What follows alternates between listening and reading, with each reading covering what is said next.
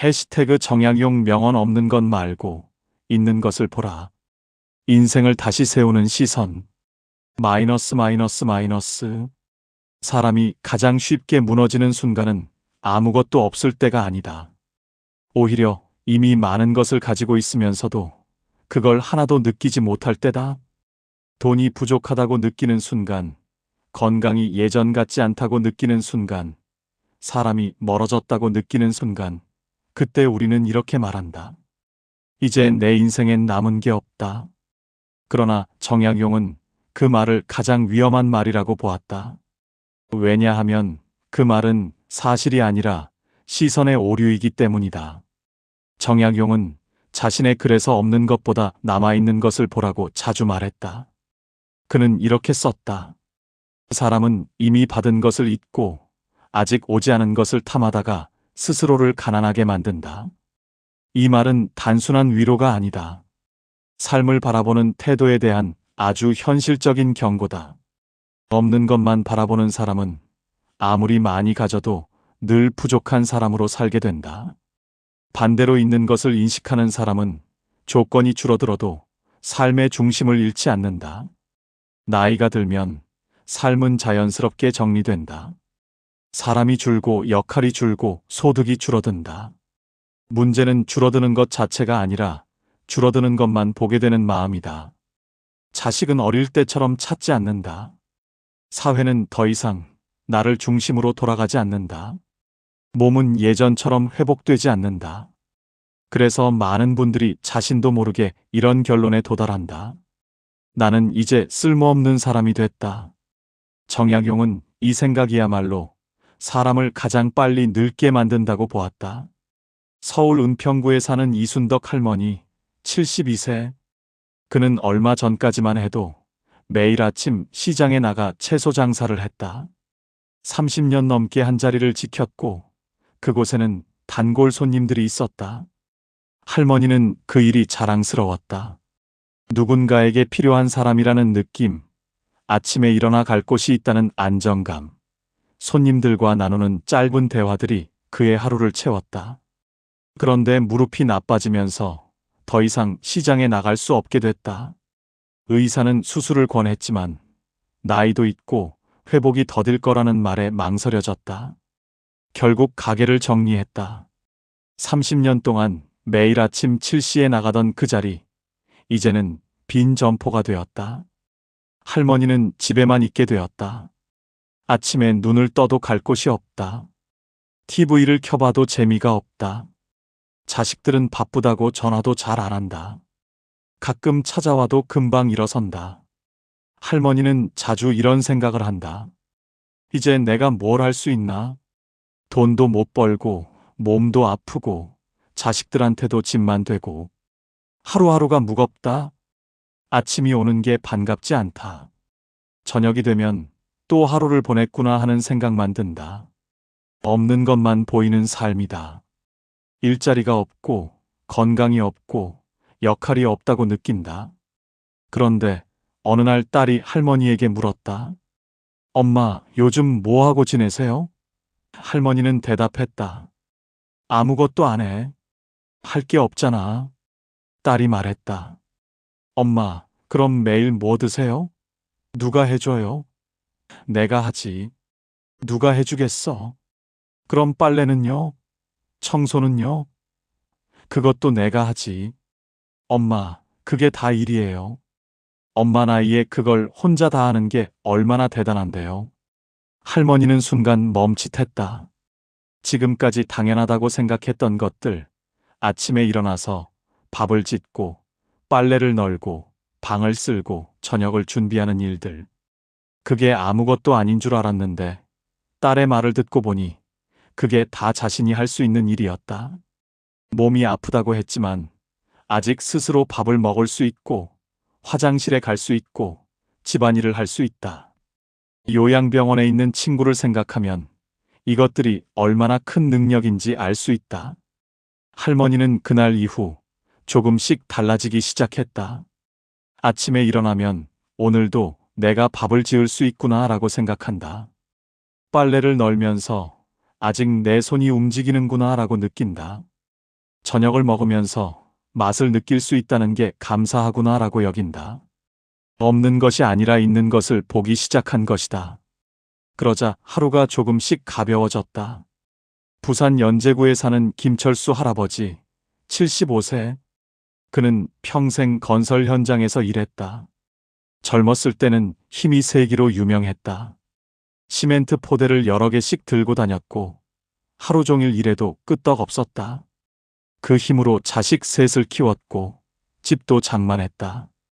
할아버지의 자부심은 바로 그 힘이었다. 나는 내 힘으로 살았어. 그런데 70세가 넘어가면서 몸이 예전 같지 않다. 계단을 오르면 숨이 차고 무거운 것을 들면 허리가 아프다. 손주가 안아달라고 해도 힘들다. 할아버지는 그게 너무 서러웠다.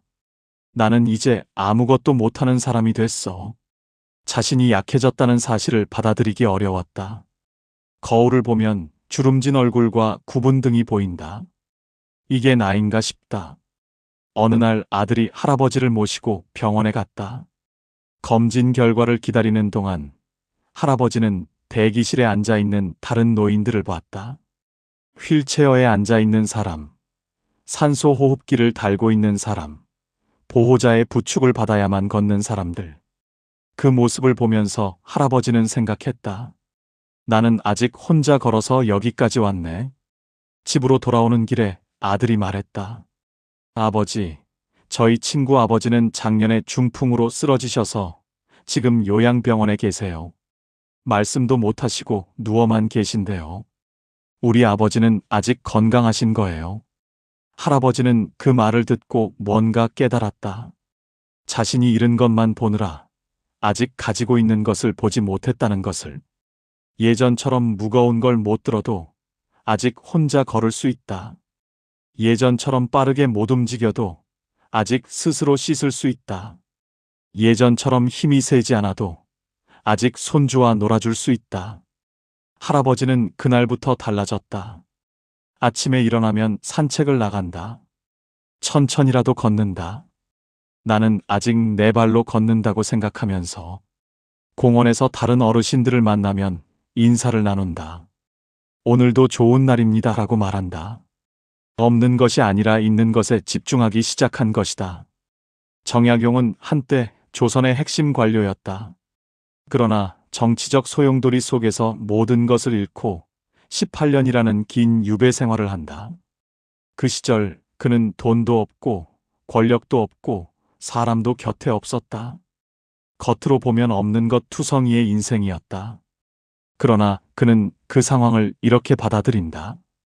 관직이 없는 대신 사유할 시간이 생겼고 권력이 없는 대신 사람을 깊이 이해하게 되었으며 바쁜 삶을 잃은 대신 학문을 완성할 수 있었다. 정약용은 유배지 강진에서 아침에 일어나면 창문을 열었다. 바닷바람이 불어왔다. 오늘도 숨을 쉴 수 있구나 라고 생각했다. 밥을 먹을 때는 이 밥이 내 몸을 살리는구나 라고 느꼈다. 책을 읽을 때는 아직 눈이 보이고 생각할 수 있구나 라고 감사했다. 그에게는 벼슬도 없고 재산도 없고 명예도 없었다. 하지만 생각할 수 있는 머리와 글을 쓸 수 있는 손과 진리를 탐구할 수 있는 마음이 있었다. 그것으로 그는 목민심서를, 경세유표를, 흠음신서를 완성했다. 정약용은 제자들에게 이렇게 말했다. 사람이 불행해지는 것은 가진 게 적어서가 아니라 가진 것을 보지 못해서다. 어느 날 제자가 물었다. 선생님, 저는 가난해서 책을 살 돈도 없고 스승을 찾아갈 여비도 없습니다. 어떻게 공부를 하겠습니까? 정약용은 대답했다. 너에게는 눈이 있어 글자를 읽을 수 있고 귀가 있어 말을 들을 수 있고 입이 있어 질문할 수 있지 않느냐? 그것이면 충분하다. 책이 없으면 빌려 읽고 스승이 멀면 편지로 물으면 된다. 없는 것을 탓하지 말고 있는 것을 쓰라. 대구 수성구에 사는 박영자 할머니 69세. 그는 남편을 5년 전에 여의었다. 40년을 함께 산 사람이 어느 날 갑자기 없어졌다. 처음 몇 년은 정말 힘들었다. 아침에 일어나면 옆자리가 비어 있다. 밥을 해도 혼자 먹어야 한다. TV를 봐도 옆에서 같이 웃어줄 사람이 없다. 할머니는 자주 울었다. 나는 이제 혼자야. 아무도 없어. 자식들은 각자 가정이 있어서 자주 오지 못한다. 가끔 전화해서 안부를 묻지만 할머니는 잘 지낸다고만 대답한다. 실제로는 하루하루가 외롭고 쓸쓸하다. 친구들도 있지만 남편만큼 편한 사람은 없다. 밤이 되면 더 외롭다. 혼자 누워있으면 천장만 보인다.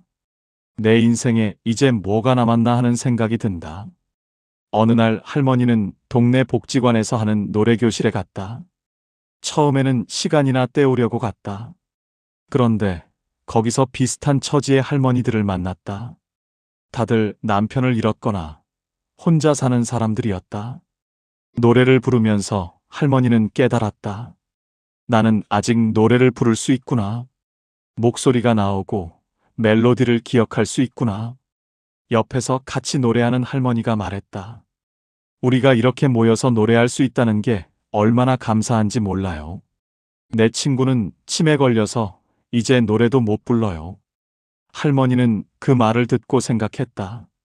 남편은 없지만 아직 내가 있다. 아직 생각할 수 있고 느낄 수 있고 움직일 수 있다. 남편과의 추억은 사라지지 않았다. 40년의 기억이 내 안에 살아있다. 그것도 내가 가진 것이다. 할머니는 그날부터 달라졌다. 없는 사람을 그리워하되 아직 있는 나를 돌보기 시작했다. 아침에 일어나면 거울을 보며 오늘도 내가 살아있구나 라고 말한다.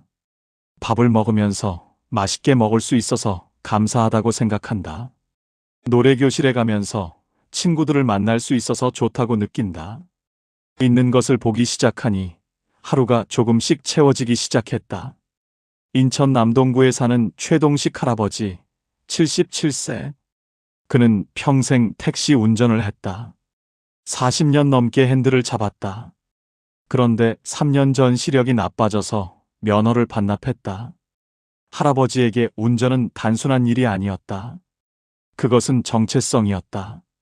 나는 운전기사다라는 자부심이 있었다. 그런데 이제 그것도 없어졌다. 면허를 반납한 날 할아버지는 집에 돌아와서 한동안 멍하니 앉아 있었다.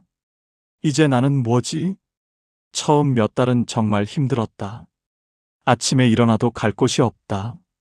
예전에는 새벽에 일어나 차고로 갔는데 이제는 그럴 필요가 없다. 하루 종일 집에만 있으니 답답하다. TV를 봐도 재미가 없다. 할아버지는 자주 생각했다. 내가 이제 할 수 있는 게 뭐가 있나? 돈도 못 벌고 운전도 못하고. 어느 날 손자가 집에 놀러 왔다. 초등학교 3학년인 손자는 할아버지에게 물었다. 할아버지, 숙제 좀 도와주세요. 옛날 이야기를 들어야 하는데 우리 아빠는 바빠서 얘기 안 해줘요. 할아버지는 손자를 앉혀놓고 자신이 젊었을 때 이야기를 들려줬다. 625 전쟁 때 피난 갔던 이야기, 가난했던 시절 이야기, 처음 택시를 몰았던 날 이야기. 손자는 눈을 반짝이며 들었다. 할아버지, 정말 재미있어요. 더 얘기해 주세요. 할아버지는 그날 깨달았다. 운전은 못해도 아직 말할 수 있다. 기억을 나눌 수 있다. 손자에게 옛날 이야기를 들려줄 수 있다. 그것도 내가 할 수 있는 일이다. 할아버지는 그날부터 손자에게 매주 이야기를 들려주기 시작했다. 손자는 그 이야기를 녹음해서 숙제로 제출했고 선생님께 칭찬을 받았다. 손자가 말했다. 할아버지, 선생님이 할아버지 이야기가 정말 귀하다고 했어요. 살아있는 역사래요. 할아버지는 그 말을 듣고 가슴이 뭉클했다. 없는 것이 아니라 있는 것을 보니 자신이 아직 쓸모있는 사람이라는 걸 알게 되었다. 맹자는 말한다. 지족자 부자라. 만족할 줄 아는 사람이 곧 부자다. 여기서 말하는 만족은 포기가 아니다. 현실을 정확히 아는 힘이다. 많은 사람들이 만족을 체념으로 착각한다. 이제 더 바랄 것도 없으니 그냥 이렇게 사는 거지 하는 식의 체념. 그러나 맹자가 말하는 만족은 다르다. 그것은 지금 가진 것의 가치를 정확히 아는 것이다. 부자는 돈이 많은 사람이 아니라 가진 것으로 만족할 줄 아는 사람이다. 가난한 사람은 돈이 없는 사람이 아니라 아무리 가져도 만족하지 못하는 사람이다. 억만금을 가진 사람도 더 가지려고 하면 가난한 사람이고, 한 끼 밥을 가진 사람도 그것으로 만족하면 부자다. 정약용도 이와 비슷한 말을 했다. 부는 많이 가진 것이 아니라 필요한 만큼 가진 것이다. 노자는 이렇게 말한다. 이미 찬 그릇에 더 붓지 않으면 흘러넘치지 않는다. 사람들은 자꾸 더 채우려고 한다. 그릇이 이미 찼는데도 더 붓는다. 그러면 넘쳐서 다 흘러버린다. 오히려 가지고 있던 것마저 잃게 된다. 지혜로운 사람은 그릇이 찼을 때 멈출 줄 안다. 이제 충분하다고 말할 줄 안다. 그러면 가진 것을 지킬 수 있다. 동양고전은 결코 욕심 없는 삶을 말하지 않는다. 다만 욕심의 방향을 바로 잡으라고 말한다. 없는 것을 채우려는 욕심이 아니라 있는 것을 지키려는 욕심. 더 가지려는 욕심이 아니라 가진 것을 잘 쓰려는 욕심. 그것이 진정한 욕심이다. 인생은 장부와 같다. 대부분의 사람은 손실 항목만 들여다본다. 젊음을 잃었다. 돈을 잃었다. 관계를 잃었다. 그러나 지혜로운 사람은 자산 항목부터 본다. 아직 스스로 밥을 먹을 수 있는 몸, 세월을 견디며 쌓인 경험, 쉽게 흔들리지 않는 마음. 이것들은 눈에 띄지 않지만 인생을 버티는 핵심 자산이다. 회사에서 장부를 볼 때 손실만 보면 회사가 망한 것처럼 보인다. 하지만 자산을 보면 아직 회사가 가진 것이 많다는 걸 알 수 있다. 인생도 마찬가지다. 손실만 보면 인생이 끝난 것처럼 느껴진다. 하지만 자산을 보면 아직 인생이 가진 것이 많다는 걸 알 수 있다. 나무를 생각해보라. 가을이 되면 나무는 잎을 떨어뜨린다. 잎만 보면 나무가 죽는 것처럼 보인다. 하지만 뿌리를 보라. 뿌리는 여전히 땅 속에 깊이 박혀 있다. 겨울을 나는 힘은 잎이 아니라 뿌리에서 나온다. 사람도 마찬가지다. 겉으로 보이는 것들은 떨어져 나간다. 젊음, 건강, 역할. 하지만 보이지 않는 뿌리는 여전히 남아있다. 경험, 지혜, 인내심. 그것들이 우리를 버티게 한다. 강물을 생각해보라. 강물은 끊임없이 흐른다. 어제의 물은 오늘 없다. 하지만 강은 여전히 그 자리에 있다. 물이 바뀌어도 강은 사라지지 않는다. 사람도 마찬가지다. 주변 상황은 계속 바뀐다. 사람이 떠나고 역할이 바뀌고 환경이 변한다. 하지만 나는 여전히 여기 있다. 물이 아니라 강이 중요하듯 변하는 것이 아니라 변하지 않는 나 자신이 중요하다. 광주 북구에 사는 정미숙 할머니 74세. 그는 평생 봉제 일을 했다. 재봉 틀 앞에 앉아 옷을 만드는 일이 그의 인생이었다. 그런데 5년 전 손에 관절염이 생기면서 더 이상 바늘을 잡을 수 없게 됐다. 할머니에게는 큰 충격이었다. 내가 할 수 있는 유일한 일이 이것뿐인데 이것도 이제 못하네. 할머니는 한동안 우울했다. 손을 보면서 쓸모없는 손이 됐다고 생각했다. 그런데 어느 날 딸이 아이를 데리고 왔다. 3살짜리 증손녀였다. 아이가 할머니에게 다가와서 말했다. 할머니 손 잡아. 할머니는 아이 손을 잡았다. 작고 따뜻한 손이었다.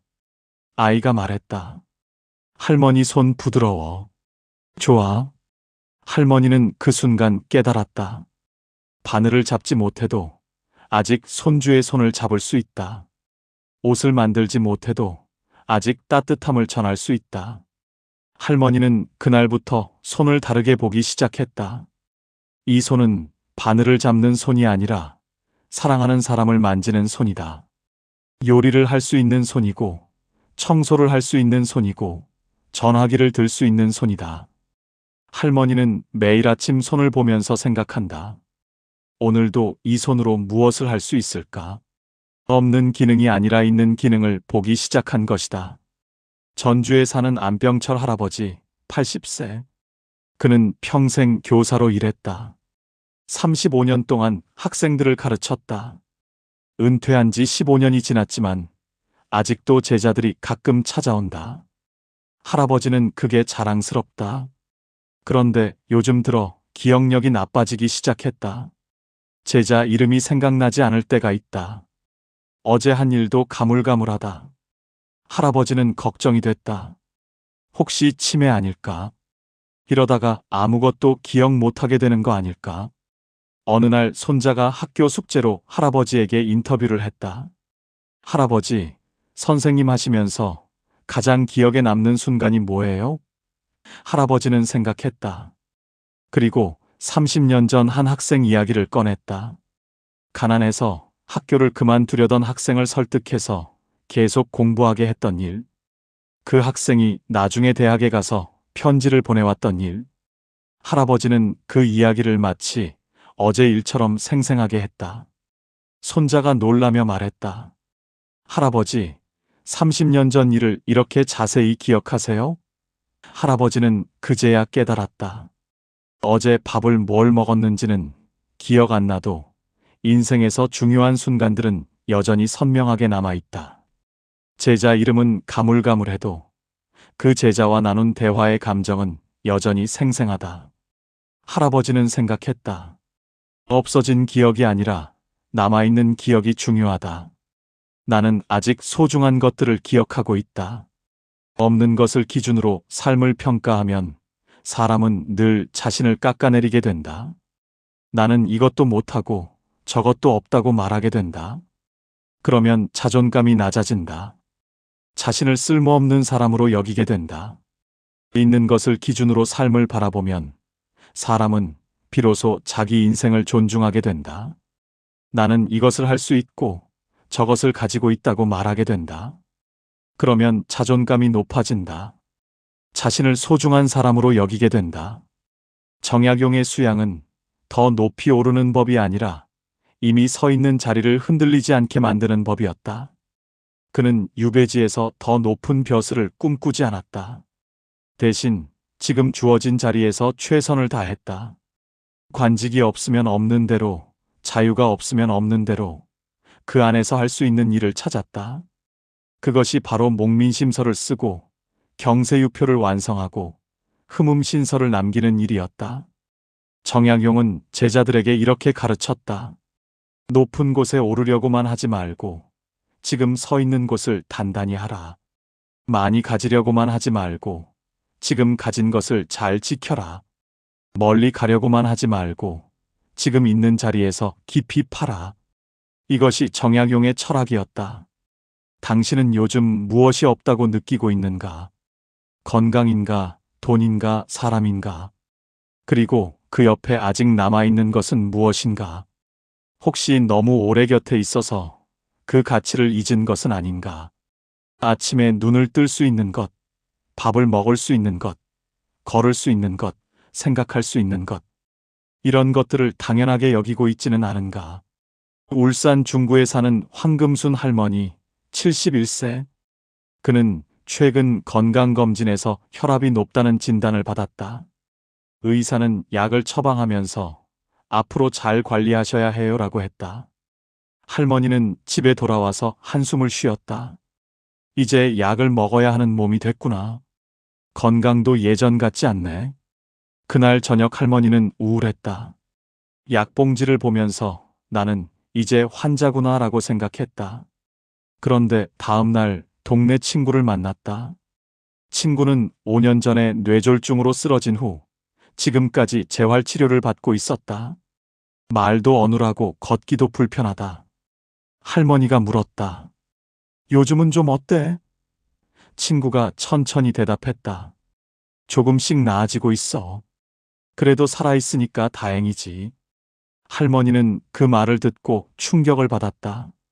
자신은 혈압약 하나 먹는 것 가지고 환자라고 생각했는데 친구는 훨씬 더 힘든 상황에서도 살아있다는 것만으로 감사해하고 있었다. 할머니는 집에 돌아와서 다시 생각했다. 나는 약을 먹으면 되는 몸이다. 약으로 조절할 수 있다는 건 다행이다. 친구처럼 쓰러지지 않았다는 게 얼마나 감사한 일인가. 할머니는 그날부터 약을 먹을 때마다 생각한다. 이 약이 나를 지켜주는구나. 나는 아직 관리할 수 있는 몸을 가졌구나. 없는 건강이 아니라 있는 건강을 보기 시작한 것이다. 정약용은 마음을 다스리는 가장 현실적인 방법으로 기록을 권했다. 그는 매일 일기를 썼다. 그 일기에는 하루 동안 있었던 일들, 느낀 감정들, 깨달은 것들이 담겨 있었다. 정약용은 특히 감사한 일들을 기록했다. 오늘은 날씨가 좋아서 산책을 할 수 있었다. 오늘은 제자가 편지를 보내와서 기뻤다. 오늘은 책을 한 권 다 읽어서 뿌듯했다. 이런 사소한 일들을 적으면서 그는 자신이 가진 것들을 확인했다. 당신도 오늘 밤 종이에 이렇게 적어보라. 오늘 하루 잃지 않은 것 3가지. 아직 내가 지키고 있는 자리 1가지. 이 기록은 당신의 인생을 미화하지 않는다. 다만 왜 아직 버틸 수 있는지를 스스로에게 증명해 준다. 매일 밤 이렇게 적다 보면 당신은 점점 있는 것을 보는 눈이 생긴다. 없는 것에 집착하는 마음이 줄어든다. 예를 들어 이렇게 적어볼 수 있다. 오늘 아침에 혼자 일어났다. 아직 내 힘으로 일어날 수 있는 몸이다. 오늘 점심에 맛있게 먹었다. 아직 음식의 맛을 느낄 수 있는 혀가 있다. 오늘 저녁에 딸과 통화했다. 아직 나를 걱정해주는 가족이 있다. 이렇게 하나씩 적다 보면 하루가 빈 하루가 아니라 채워진 하루라는 걸 알게 된다. 창원에 사는 서정희 할머니, 73세. 그는 몇 년 전부터 감사일기를 쓰기 시작했다. 매일 자기 전에 노트에 그날 감사한 일 3가지를 적는다. 처음에는 쓸 게 없었다. 오늘도 별일 없이 지나갔는데 뭘 적지? 하지만 억지로라도 3가지를 찾아서 적었다. 오늘은 날씨가 좋았다. 오늘은 배가 아프지 않았다. 오늘은 잠을 잘 잤다. 그렇게 1달, 2달 계속하다 보니 놀라운 일이 생겼다. 하루 동안 감사한 일을 찾는 눈이 생긴 것이다. 예전에는 아무 생각 없이 지나쳤던 일들이 이제는 감사한 일로 보이기 시작했다. 오늘 슈퍼에 갔더니 주인 아저씨가 웃으며 인사했다. 오늘 공원에서 강아지를 봤는데 너무 귀여웠다. 오늘 저녁에 먹은 김치찌개가 맛있었다. 사소한 일들이지만 그것들이 쌓이면서 하루가 감사한 하루가 됐다. 할머니는 1년 후 일기를 다시 읽어봤다. 365일 동안 1095가지의 감사한 일이 적혀 있었다. 할머니는 깨달았다. 나는 이렇게 많은 것을 가지고 있었구나. 없는 것만 보느라 이걸 못 봤구나. 지금도 할머니는 매일 밤 감사일기를 쓴다. 그리고 아침에 일어나면 어제 적은 것을 다시 읽는다. 그러면 하루를 시작할 힘이 생긴다. 인생이 가벼워지는 순간은 무언가를 더 얻었을 때가 아니다. 이미 가진 것을 다시 바라볼 수 있게 되었을 때다. 복권에 당첨되어도 승진을 해도 새 차를 사도 그 기쁨은 얼마 가지 않는다. 곧 익숙해지고 다시 무언가 더 필요하다고 느낀다. 하지만 있는 것을 다시 보는 눈이 생기면 그 기쁨은 매일 반복된다. 매일 아침 눈을 뜨면서 오늘도 살아있구나 하는 감사가 생긴다. 매일 밥을 먹으면서 맛있게 먹을 수 있구나 하는 기쁨이 생긴다. 제주도에 사는 강순의 할머니, 76세. 그는 몇 년 전 남편과 함께 육지에서 제주도로 내려왔다. 조용한 곳에서 노후를 보내고 싶어서였다. 그런데 1년 전 남편이 갑자기 세상을 떠났다. 할머니는 혼자 남겨졌다. 아는 사람도 없는 낯선 곳에서 혼자 지내야 했다. 처음 몇 달은 정말 힘들었다. 왜 여기까지 왔을까? 육지에 있었으면 자식들이라도 가까이 있었을 텐데. 후회가 밀려왔다. 그런데 시간이 지나면서 할머니는 다르게 생각하기 시작했다. 남편은 없지만 아직 나는 있다. 그리고 남편이 좋아했던 이 바다가 있다. 할머니는 매일 아침 바다를 보러 나간다. 파도 소리를 들으면서 오늘도 이 바다를 볼 수 있구나 하고 생각한다. 남편과 함께 보던 바다를 이제 혼자 보지만 그래도 볼 수 있다는 것이 감사하다. 할머니는 바다를 보면서 남편을 떠올린다. 당신이 좋아했던 이 바다를 내가 대신 보고 있어요. 할머니는 요즘 동네 할머니들과 친해졌다. 같이 산책도 하고 차도 마신다. 낯선 곳이었지만 이제는 익숙한 곳이 됐다. 할머니는 생각한다. 없는 것도 많지만 아직 있는 것도 많다. 남편은 없지만 추억은 있다. 자식은 멀리 있지만 전화로 연결되어 있다. 건강은 예전 같지 않지만 아직 걸을 수 있다. 있는 것을 보니 하루하루가 조금씩 견딜만해졌다. 정약용은 말한다. 없는 것을 탓하지 말고 있는 것을 붙들어라. 그것이 나이 들어서도 삶의 중심을 잃지 않는 가장 확실한 방법이다. 중심을 잃은 사람은 바람에 흔들린다. 조그만 일에도 무너진다. 누가 뭐라고 하면 상처받고 조금만 안 좋은 일이 생기면 절망한다. 하지만 중심이 있는 사람은 다르다. 바람이 불어도 흔들리지 않는다. 어려운 일이 생겨도 버틴다. 그 중심은 바로 내가 가진 것을 아는 데서 나온다. 나무를 다시 생각해보라. 태풍이 불 때 나무가 쓰러지지 않는 이유는 뿌리가 깊기 때문이다. 뿌리가 얕은 나무는 조금만 바람이 불어도 쓰러진다. 하지만 뿌리가 깊은 나무는 태풍이 와도 견딘다. 사람의 뿌리는 무엇인가? 바로 내가 가진 것을 아는 것이다. 내가 누구인지, 내가 무엇을 가지고 있는지, 내가 무엇을 할 수 있는지를 아는 것. 그것이 뿌리다.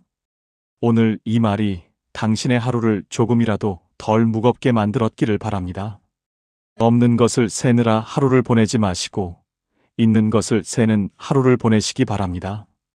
그러면 당신의 하루는 조금씩 가벼워질 것입니다. 오늘도 당신이 버틸 수 있는 이유는 당신에게 아직 많은 것이 남아있기 때문입니다. 그것을 잊지 마십시오. 정약용의 인생 수업은 앞으로도 계속됩니다. 좋아요와 구독으로 함께 해주시면 더 깊은 삶의 통찰을 전해드리겠습니다. 감사합니다.